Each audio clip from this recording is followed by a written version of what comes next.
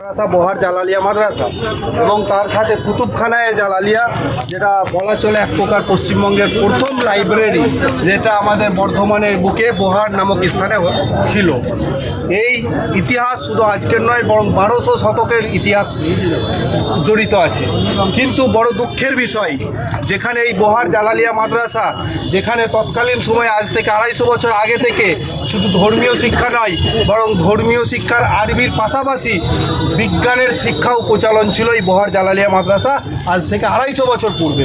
কিন্তু বড় দুঃখের বিষয় যে এই লকডাউনের পরবর্তীকালে বা লকডাউনের সমসাময়িক সময়ে বেশ কিছু অশুভ মানুষ এবং কিছু চক্রান্তকারী সেখানে সিস্টেমের সঙ্গেও জড়িত আছে, ল্যান্ড ডিপার্টমেন্টের বিএলআরও সহ বেশ কিছু মানুষ, যারা এই বহার জালালিয়া মাদ্রাসাকে এনিমি অ্যাক্টের মাধ্যমে আন্ডার কাস্টাডি অফ এনিমি করে সেই মাদ্রাসাটাকে ধ্বংসের প্রচেষ্টা করেছিল। সেই জায়গা থেকে বহু মানুষ, আমরা যখন খবর পাই সেই জায়গাটাকে আইনি প্রসেসে, যেটা আমি নিজে আইনজীবী হিসেবে আরও বহু মানুষ সেখানটা এঙ্গেজ হয়ে আইনি যে প্রক্রিয়া সেই জায়গাটাই আমরা রুখেছি এবং কাজ করছি। তার সাথে সাথে আজকের বহারের মানুষ, জনসাধারণ সেই মাদ্রাসার যে ঐতিহ্য এবং এই ঐতিহ্যকে বাঁচাতে আজকে আমরা ডিএম সাহেবের কাছে এসেছি ডেপুটেশন দিতে, যাতে এই মাদ্রাসাকে পুনরায় এনিমি প্রপার্টি, যেটা ডিএম সাহেবের মাধ্যম থেকে একটা যদি কাস্টাডি অফ এনিমি যে ডিপার্টমেন্ট সেখানে লিখিত যাক। অলরেডি ল্যান্ড ডিপার্টমেন্ট ডিক্লারেশন দিয়েছে যে এটা ভুলবশত হয়েছে। প্লাস আমরা এখান থেকে আওয়াজ তুলতে চাইছি যে এই মাদ্রাসা শুধু মাদ্রাসা নয়, একটা ঐতিহ্য, এবং এই মাদ্রাসা শুধু ধর্মের শিক্ষার বাতাবরণ সৃষ্টি করেনি, বরং আজ থেকে ইতিহাসের পাতা পড়তে গেলে যে এই মাদ্রাসা কিন্তু বিজ্ঞান, দর্শন সহ ধর্মীয় শিক্ষা দিয়েছে।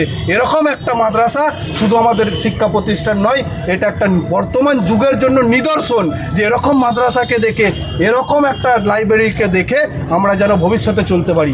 আর একটা ইনফরমেশন আপনাদেরকে দিয়ে রাখি, এই লাইব্রেরি 1905 সালে গভর্নমেন্ট অফ ইন্ডিয়া তথা তৎকালীন, আমরা এই যে কার্জন গেটের সামনে দাঁড়িয়ে আছি, লর্ড কার্জনের হাতে সমর্পণ করে দিয়েছিলেন সেই সময়ের যিনি ওই লাইব্রেরির কর্ণধার ছিলেন। বর্তমানে এই বহার লাইব্রেরি কলকাতা ন্যাশনাল লাইব্রেরিতে রাখা রয়েছে আলাদা সেক্টর করে, বহার কালেকশন কিংবা বহার লাইব্রেরির নাম করে।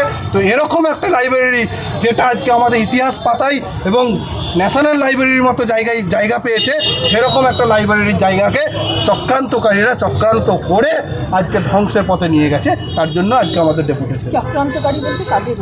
চক্রান্তকারী মূলত সত্যি কথা বলতে প্রথম বলবো যারা সিস্টেম বিএলআরও অফিস, তৎকালীন বিএলআরও, অবশ্যই এর আগের কাল লকডাউনের সমসাময়িক সময়, মানে এর আগের কালে যেটা মেমারি 2 নম্বর ব্লকের বিএলআরও সময় পূর্বের যে সরকার ছিল, এবং সেই সরকারের সেই পঞ্চায়েতের কিছু মানুষ যারা চক্রান্ত করেছে এবং এই জিনিসটাকে শেষ করার একটা প্রচেষ্টা করেছিল। তো সেই জায়গা থেকে আজকে আমরা ডিএম সাহেবাকে ডেপুটেশন দেবো। কোথা থেকে কতজন এসেছে? আজকে আমরা পুরো বহার থেকে মোটামুটি 350 থেকে 400 জন মানুষ এসেছি। কোনো সংগঠনের তলে? বঙ্গীয় ওয়াকাফ বাঁচাও মঞ্চের পক্ষ থেকে আমরা ডেপুটেশনটা দিচ্ছি। আপনার নাম? মোহাম্মদ মুরসালিম ফারহান, আইনজীবী এবং চেয়ারম্যান বঙ্গীয় ওয়াকাফ বাঁচাও মঞ্চ।